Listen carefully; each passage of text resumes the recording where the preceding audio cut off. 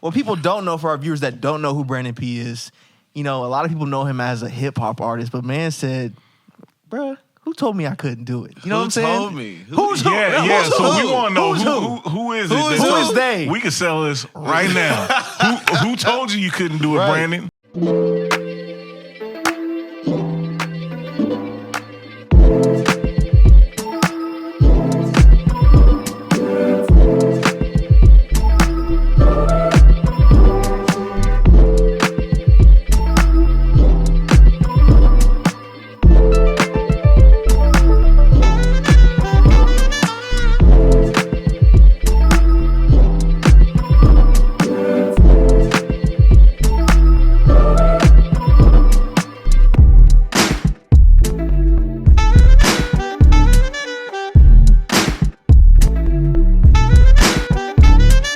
All right, we good. We rolling. We rolling down the block.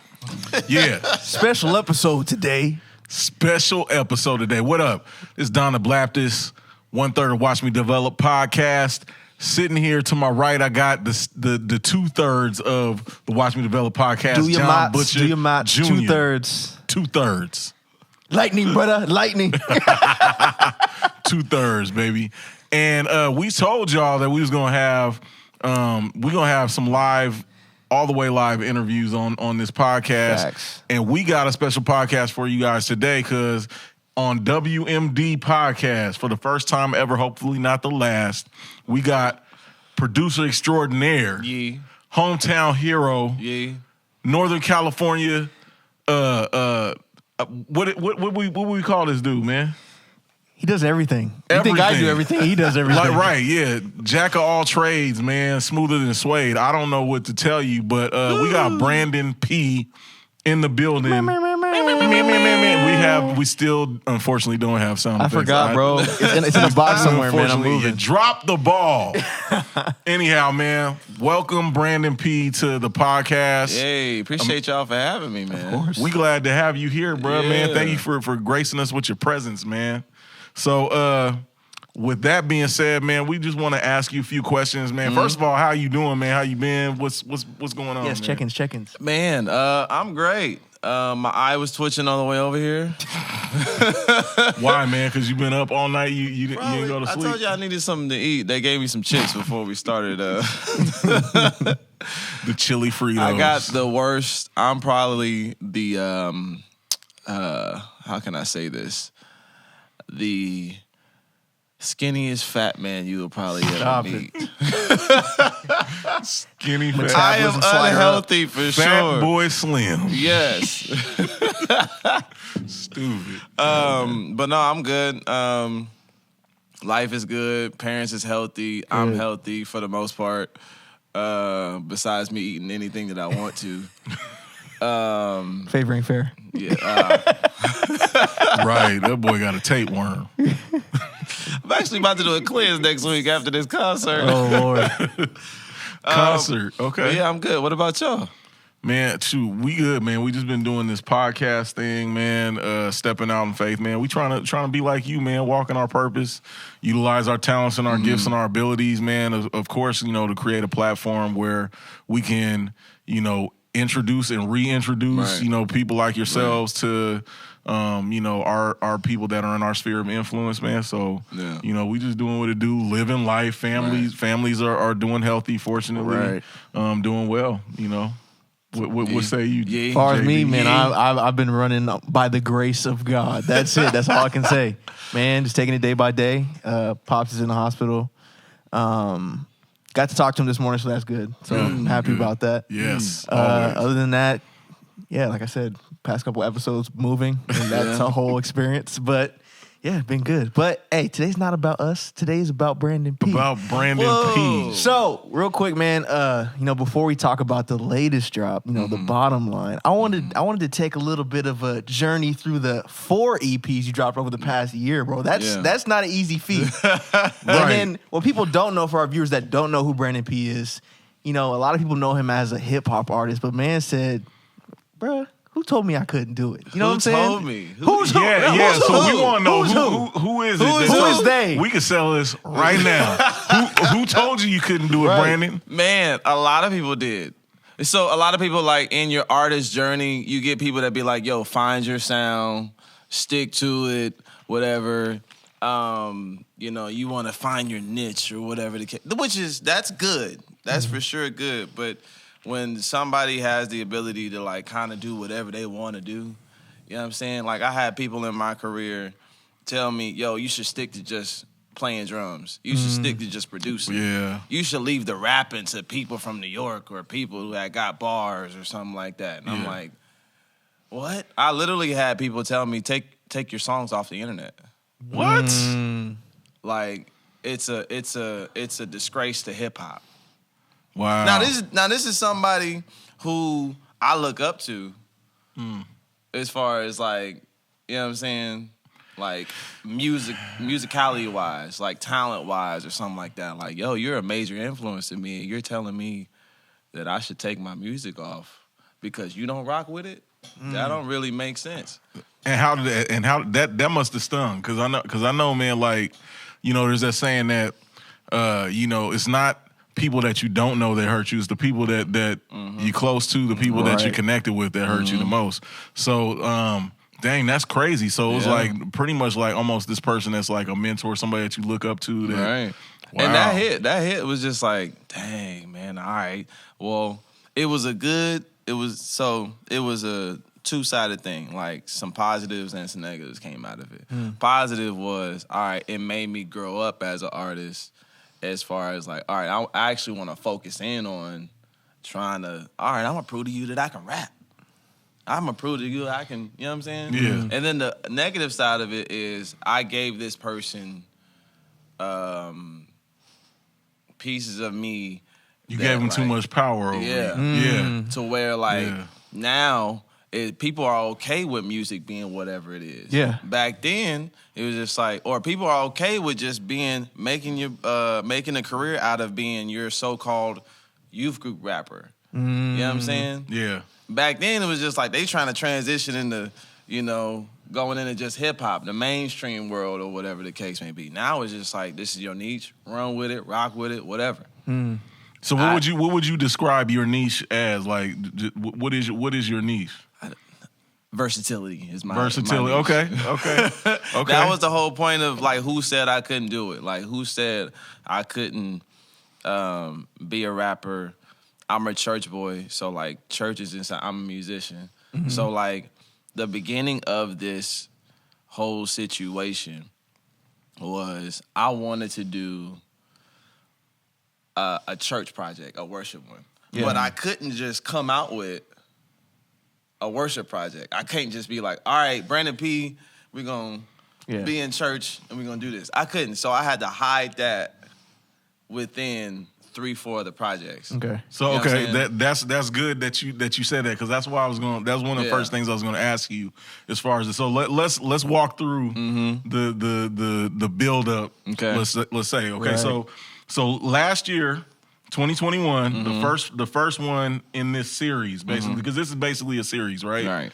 So the first one you dropped was Borderline. Right? R&B. Yep. Borderline EP with and it's listed under R&B Soul. Yep. R&B P. R&B P.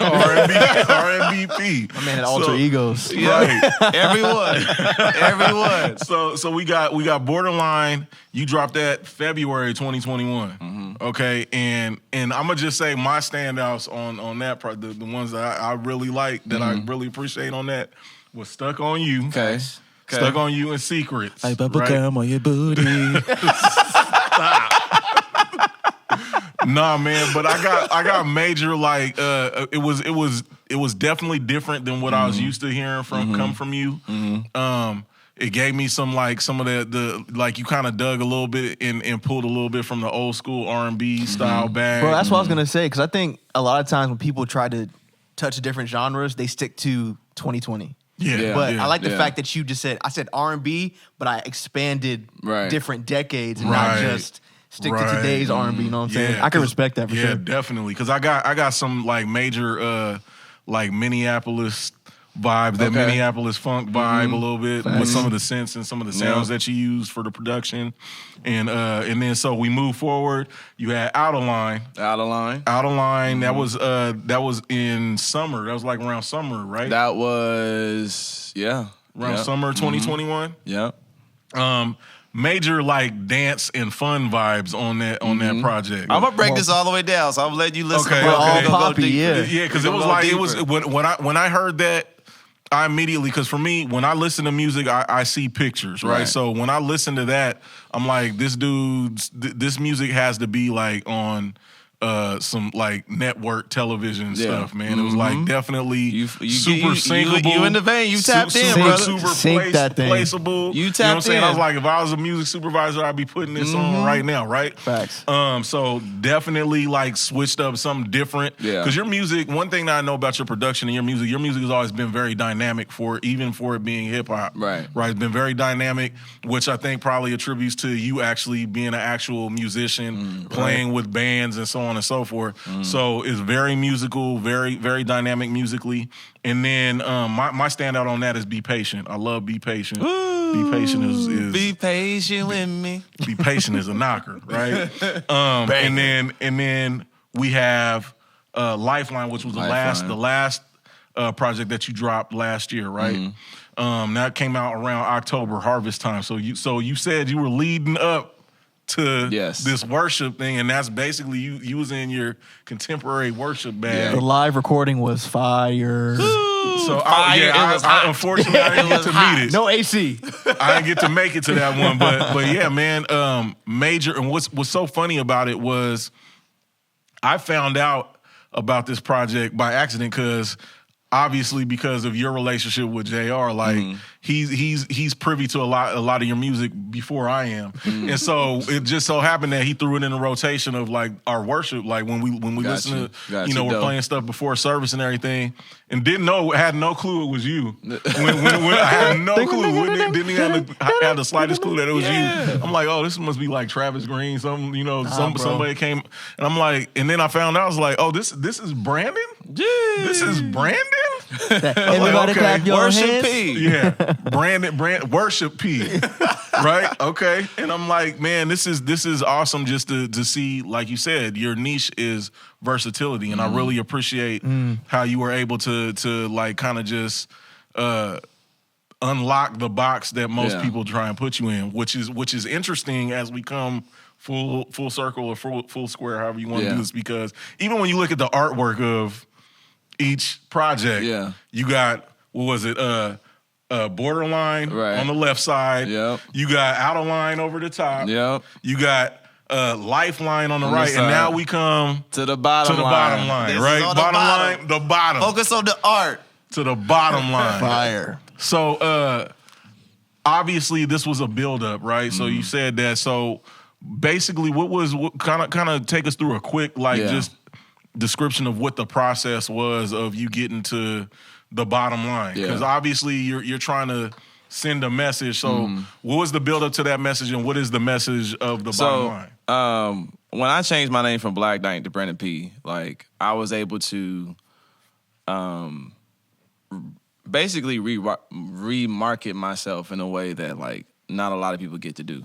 So if you follow the track record, like Brandon P, the album Brandon P has different things. So like I ended Brandon P with Over the Clouds. That's like a pops inspired record. Okay. Doors is like a more singing one. That's like an R&B type, whatever. On Better Late Than Never, you got I'm Broken at the end of it, which is like a worship whatever. Right. And then you got your pop song. I forgot what pop song is on that one. Like You, the R&B pop, whatever. So each album has like an influence. I was like, all right, I'm gonna dig a little deeper. You know what I'm saying? So Borderline, each project has a specific purpose for it. Okay? So Borderline was for the females, obviously. I needed to build up my female fan base because my analytics was terrible. It was like 73% dudes. I'm like, it's terrible. Like, girls, they buy merch, they buy, concert tickets, you know what I'm saying? That's where the bag is. So it's just like, all right, let me do that. Boom. And then Out of Line you know, this is out of what I would normally do. You know what I'm saying? Was geared towards, this is where I say you was tapped in, getting sync placements, licensing placements. And, you know, that's happening now. Nice. So, like, songs is being placed on show networks, and now I'm working with TV networks and stuff like that. Like, what? Yeah. You know what I'm saying? That's fire. Dude, you know, and then I told you the whole purpose of it was to hide the worship project within it. So it was just like, I just wanted to do that because I just love worship music. I love church. I'm a church boy. I'm a musician. I love that. And then the bottom line just comes down to, the bottom line is, I'm an artist, I'm a musician, I'm a creative. This is what I do. You know what I'm saying? Bottom line is, y'all heard all of this, but this, I'm going to give y'all what y'all want. Right. You know what I'm saying? And then, so that's pretty much the basics of each project. And then, so, yeah. What I've noticed, man, over the trajectory of your career, obviously you mentioned a little bit kind of going from the era of you being a drummer and then like, no, I'm an artist too. Right. You're obviously already were a dope producer. Yeah. Then doing this project and kind of breaking that ceiling too. Where do you feel like, what do you feel like the next ceiling is for you? Because I kind of feel like at this point, you know, we're both getting older. We're 30 approaches. I say it all the time. But like, I would consider you in, not in just your niche, but in music, a vet at this point. You're not new. I'm noticing on the bottom line that you're bringing up some younger artists and artists that we've known for a long time, where it's like you got the Miles Minnick on there. You got Manny Moolah now, Emmanuel the Prophet. You know what I'm saying? Yeah. What do you feel like that next ceiling for you might be? It's funny that you say that, because I always, when I watched the Kanye documentary, he said something, and somebody was just like, yo, this is the dopest, like, producer, artist. And Kanye's like, I'm a rapper. Like, don't, a producer rapper. Like, no, I'm a rapper. Like, I'm the best rapper there is. And so a lot of people were like, yo, like, oh, you're a drummer, you're a producer. Like, no, I'm an artist. Right. Like, I can produce. Like, people, yo, you don't make beats for yeah, I do. But that's not where my focus is. Right. You know what I'm saying? So I think my next ceiling is, I don't know. I really don't know, because I've done what I wanted to do now. Yeah. I think a ceiling for me is, honestly, TikTok. What do you mean by that? just doing TikToks? Because I've been noticing more of the engagement on TikTok as of late. I've noticed I'm trying. TikTok is terrible. I am 30. Like, but it's just like trying to learn how the fact of like people are blowing up off TikTok and getting signed to record labels or doing whatever through TikTok. So it's just like, dang, I gotta now learn something new that I kind of, I mean, as an artist or somebody that's in this space for this particular generation, you kind of have to transition to where stuff is, you know what I'm saying? Yeah. And that's been the longest thing, because I was raised in hip hop era where you actually bought CDs, not streamed them. Like, right. I was raised off of that. I was raised of like, yo, you make an album, you do like 3-4 music videos off of it, and then only then can you move into the next project. Right. Now it's just like, yo, you can drop a project here, single. You can do whatever you want to do. Right. And it's just like, well, where's the longevity of it? You know what I'm saying? So it's trying to tap into that is like one of the biggest things that I just got to mentally overcome. Okay. You know what I'm saying? So it has nothing to do with my, I guess, I don't know. Did I answer that question right? Nah. I think that's relevant to you know the question that he asked, because there's what you've been talking about so far is just your growth as an artist, and this is a part of the growth. Like there's new things that come along, new ways of presenting the art that you create. Right. I literally had people like tell people that know of me, Brandon only does hip hop. Like artists that like. Oh, missions like, why don't you hit up Brandon? Like, it'll be church people. Like, you know, worship leaders, why don't you hit up Brandon to do that? Oh, he only does hip-hop. Yeah. Okay.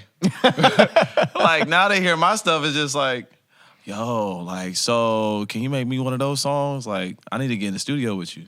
Like, but that's not. I want that because it's been here all along. Right. It's just I just never put that out. What people heard from me was hip hop stuff. You know what I'm saying? But now it's just like I'm able to do whatever I want, and it'd be fire. Like a lot of people try to do other stuff, and they'd be like, don't do that. Just stick with, don't do that, please. Like, you know what I'm saying? You hear, like, I really dislike, I'm not going to say hate, I really dislike when artists or gospel artists try to do hip hop songs. Yeah. And they don't go to hip hop producers. Yeah. Or hip hop people. And it's just like, get this bubble gum. let me ask you this real quick, kind of circling back a little bit to the question we asked about who said you can't do it. At what point in time in your artistry did this person say that? Because the reason why I'm asking is because if it was earlier on, you know what I'm saying? Like, let's just say maybe like somewhere around like your second or third project, right?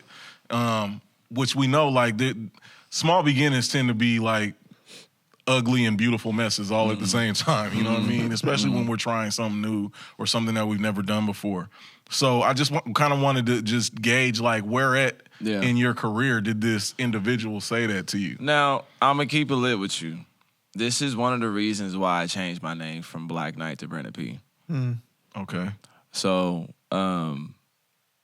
it was around that time where I wanted to prove to different people that I am an artist and that I'm not just a youth group sensation, if we want to say that. You know what I'm saying? So it's just like, all right, how do I break away from that circle or whatever? All right, change your name.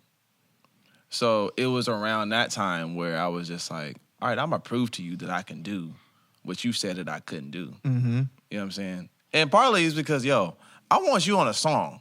So if I got to get rid of this whole, this history of whatever the case may be,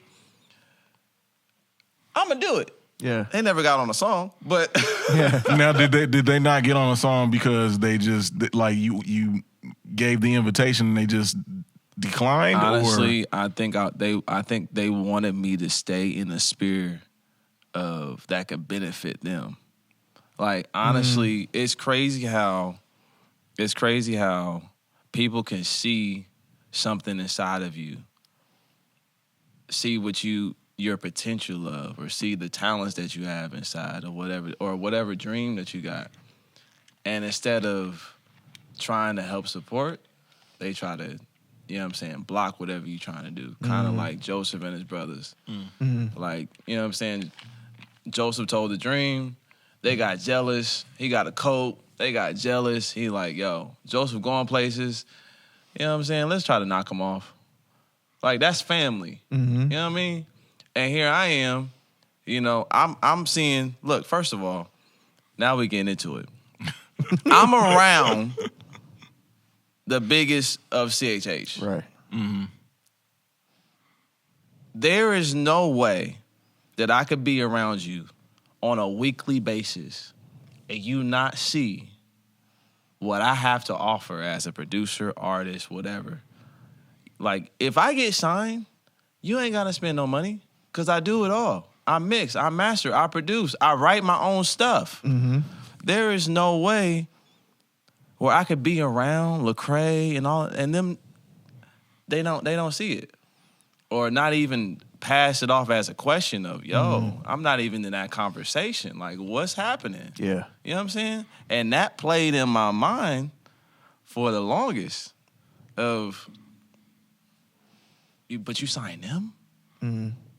You know what I'm saying? Yeah. So it's like that's where this is all stemming from. Is like, all right, I'm gonna show y'all, not them per se, but I'm gonna show people, and that's like you don't have to stick to a particular thing to like do whatever. You don't have to be in a box. You can do whatever. Who said that you couldn't graduate from there or go to this school or whatever, build your own business or whatever the case may be? Don't let what people say, your closest friends, dictate whatever you want and your goal or dreams that you got.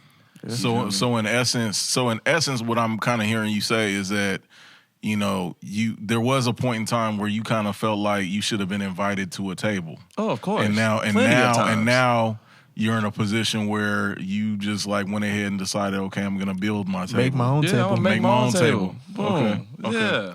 Now, I'll say, I'm sorry for cutting you off, but just hearing like, you know, obviously it hurts to, like you're saying, the person that you looked up to kind of didn't see where you wanted to go. Yeah. Obviously it's a leap of faith to have to make your own table because it's like, okay, where am I gonna get the parts from to bring this together?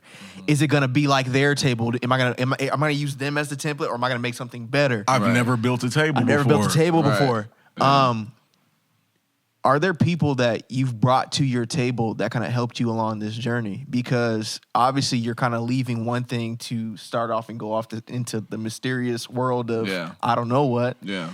Like, who have you brought to your table, especially with this project? Because it's like, although you have the skills to, you know, do pop, do R&B, do worship, are there people that helped you along the way is what I want to ask. I'm going to keep it lit. There's been a lot of people that's helped me along the way. My boy Transparent is my day one, Dwight Taylor, my day one older brother. Like, since day one, he's been rocking with me. He the one that, you know what I'm saying, brought me to different places, introduced me to different people, let me perform, even before I even put out Bibles in the Ear or whatever the case may be. You know what I'm saying? Jarrell, Romel, like J Truth, and his producer name is Caden Sounds now. So, like them, like those are the people that helped me start in this journey.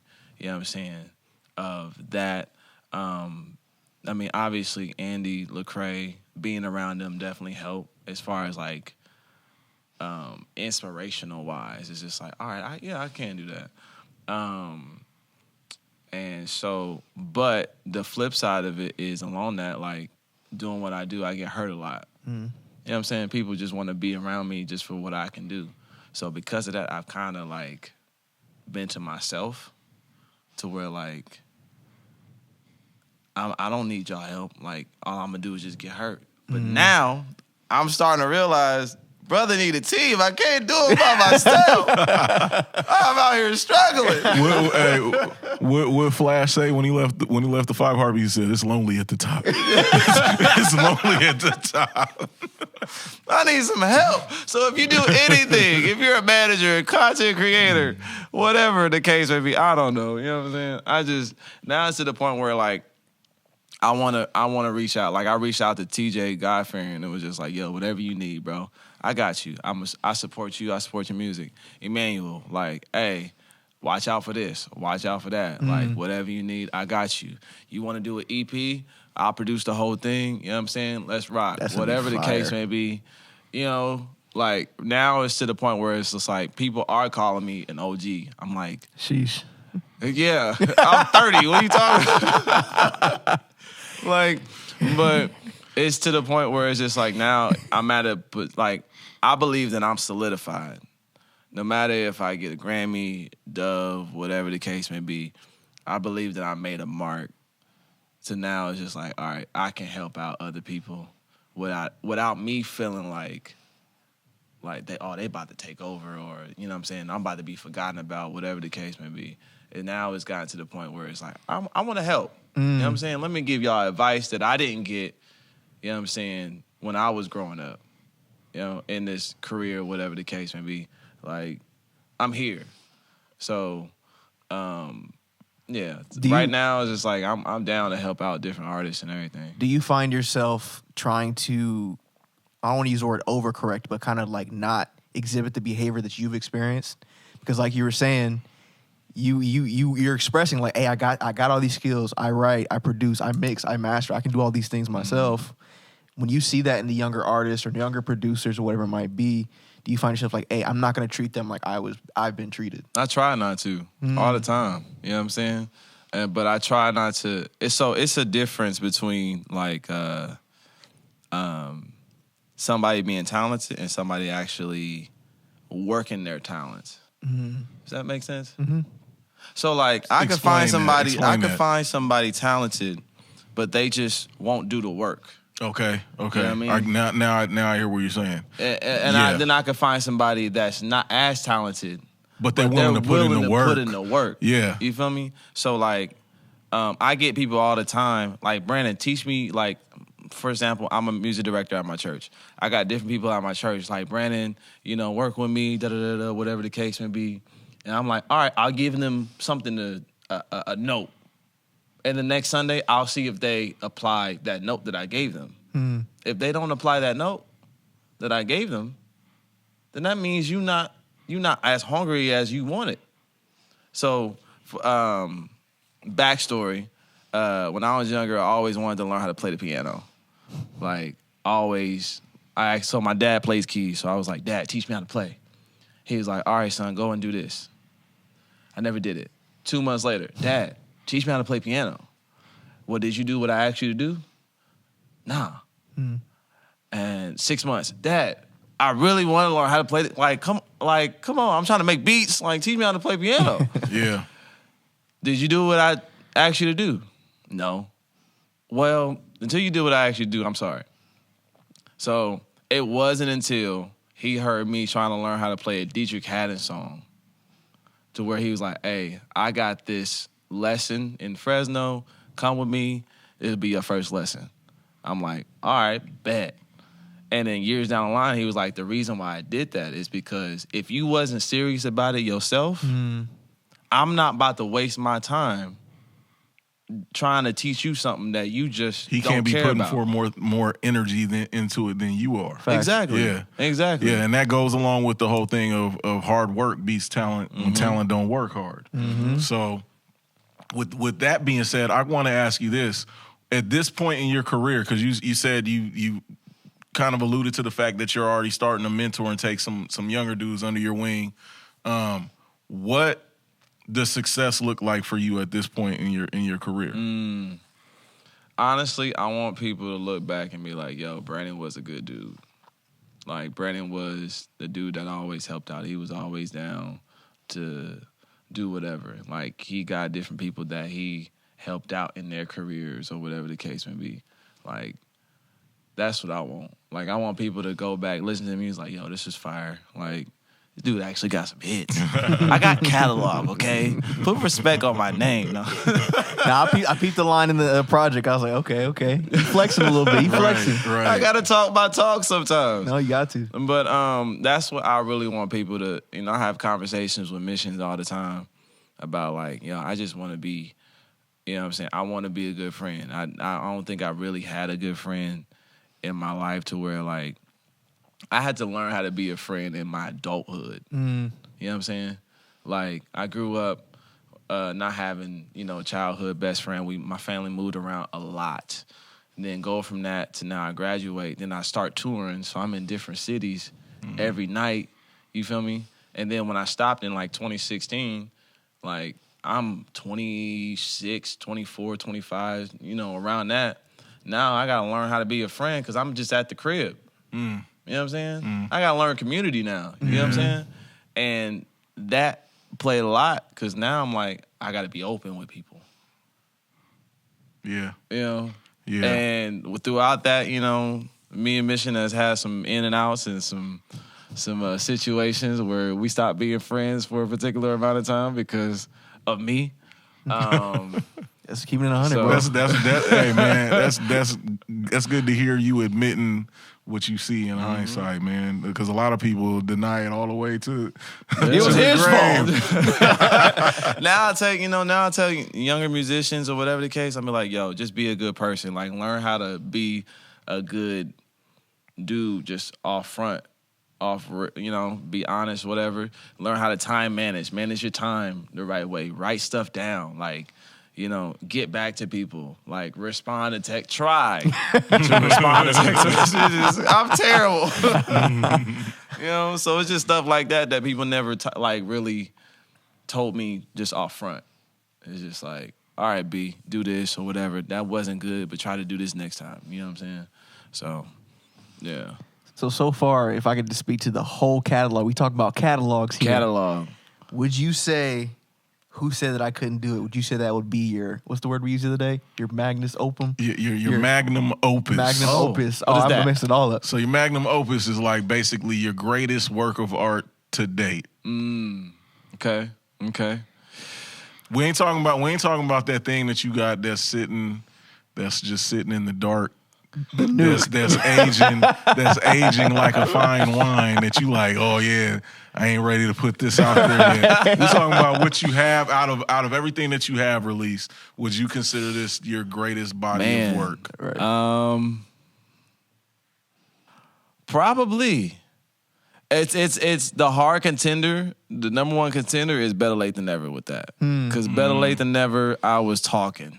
Like, I was really talking on that one. And that Better Late Than Never, that's like my baby for sure. I personally feel like that's when I got to really get to know you. Yeah, because that was when I first like got to know you musically and hearing what it is that you do. But then that was also around the time when I started running into you in more places and getting to talk to you off, you know, running into you in places. So yeah, I definitely can see why you would say that. That was the first time I was putting like actual, like I wasn't trying to sugarcoat like different stuff that happened in my life. Like low key, like me talking about different situations of people trying to stop me from rapping or whatever the case may be. Like that's me actually putting in, you know, almost lost my life in the middle of the night. Yeah. That's an actual situation. You know what I'm saying? Never mind like different things that me being in a relationship that was toxic. Like all of those different situations like made that. Like choices, fire. You know what I'm saying? Now we move into Who Said I Can Do It on Borderline. You got the song Congratulations. Yeah. Like, Congratulations is one of the ones that's just like, I got people like, yo, you were talking to me. Like, you know what I'm saying? Like, be patient. Like, yo, shorty, calm down. Like, be patient with me, bro. Like, I'm only one person. Like, if you let me, I can do what you want me to do, but not in your timeline. Yeah. You know? Then we got Out of Line. Like, yo, that's I love it. I love that project. Fear of Heights is one of my favorite. That's actually, two of those songs is like 7 years old. Like Pain and Progress is 7-8 years old. Wow. I just never released it. That was actually supposed to be one of Andy's songs that he's just been sitting on. And I hit him. I was like, yo, I'm releasing this. He's like, what, you can't? I was like, but I produced it, so I am. Press the button.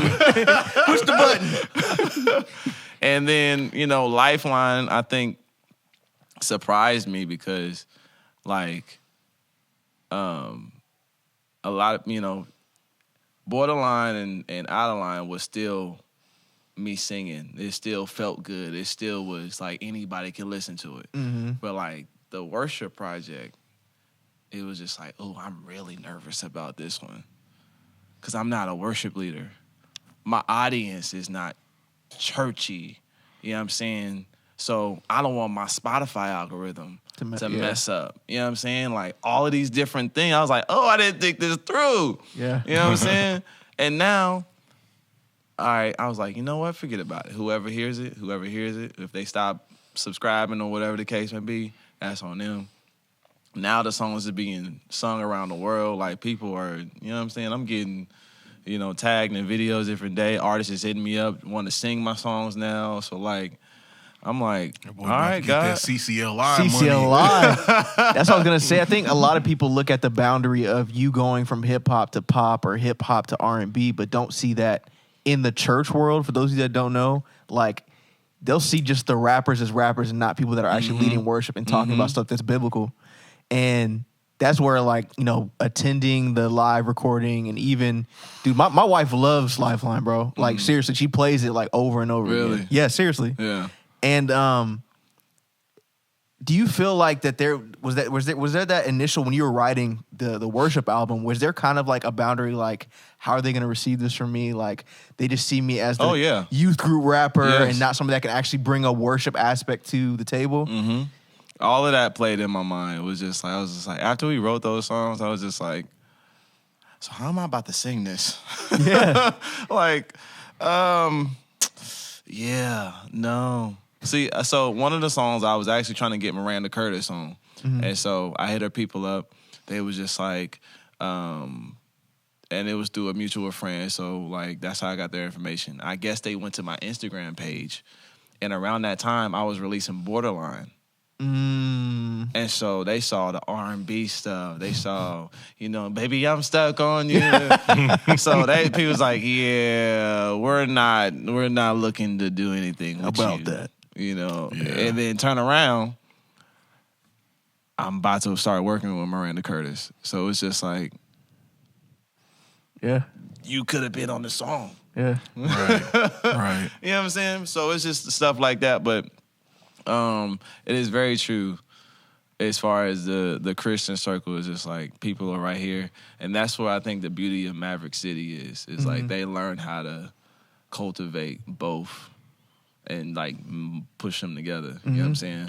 Of like anybody can come and join and sing or whatever in a worship circle, So that's what was cool to me. Just like, again, I keep talking about the concert because, bro, I think it was dope. Y'all, you had 2 drummers, I almost lost my mind. But man, I when I came home that night, I was just telling my wife and I told a couple other people, like, okay, Maverick City is obviously like dominating like gospel and CCM right now because they release like every 3 to 6 months. Facts. But Jesus Christ. like full projects, bro. But it was refreshing because to be able to have authentic worship music from a young adult peer that is still relevant and like you were saying, you could have made something in the genre and it'd be cheesy and it'd be like super churchy, Absolutely. but they're good songs, bro. Like I'm not just putting that on because I know you, but like these go hard. Like I appreciate that. I'm still trying to push the song I put in the rotation for pre-service. I'm still trying to get us to do that. What song is it?